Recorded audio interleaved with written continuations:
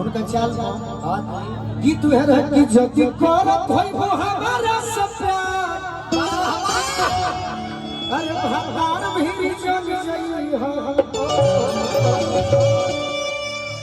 प्यार मोहब्बत की झूठी कहानियां लिखी गई है किताबों में पढ़ने और पढ़ाने के लिए। प्यार मोहब्बत की कहानियां बस सुनने में अच्छे लगते हैं मैडम, सही बात। ये प्यार करने और कराने के लिए नहीं बने, लेकिन ये जो दिलंगत होता जी सर आयोजक साहब अमृतलाल यादव जी मंच पर आए,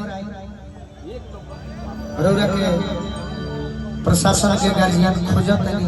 हाँ जी, ये प्रोग्राम के बढ़ावा खातिर हाँ कि तोहरा मोहब्बत में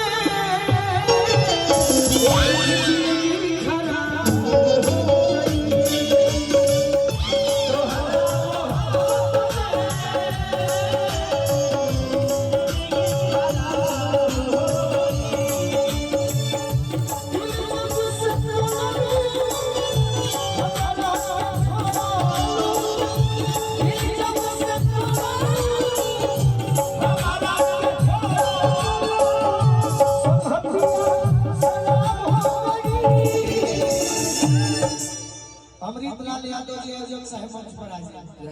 अरे सर हम गाले गाले ना तो हमारा गाना खत्म हो जाए। तोहरा मोहब्बत में